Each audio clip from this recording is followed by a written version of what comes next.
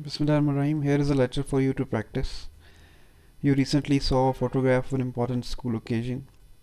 In the photograph, you saw something which surprised or worried you.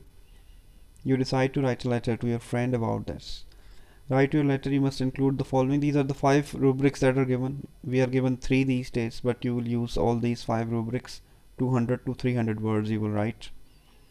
Which occasion it is, where the photograph was taken, what you saw in the photograph which surprised or worried you, why you are so concerned about this, what you think should be done about it. These 5 points can easily be contracted into 3, but you will write on these 5 points. The first 2 points, like which occasion it was and where the photograph was taken, then this can be combined into one. For example, the first will be which occasion it was and where the photograph was taken. And the last 2 points, this one and this one, why you are so concerned about this and what you think should be done about it, this can be contracted into one, so they will become 3 points.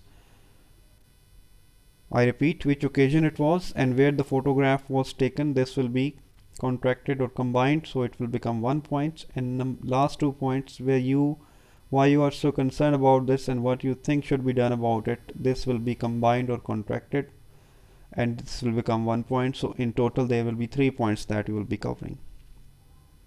You must cover all points in detail. You should add further details if you wish, and make sure your letter expresses your feelings clearly.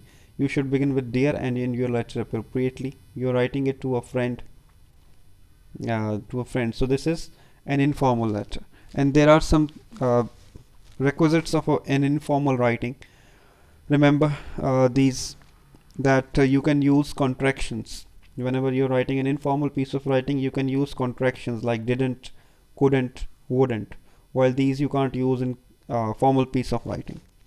And similarly, you can use idioms in informal piece of writing, whereas you cannot use idioms in formal piece of writing.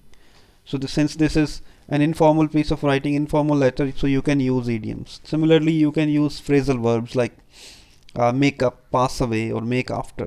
These are different phrasal verbs. So you can use phrasal verbs in informal writing, which you can't use in formal writing. And then similarly, imperative sentences. Imperative sentences are those that start with a verb. You can use imperative sentences in informal piece of writing, like reach in time or bring me a glass of water.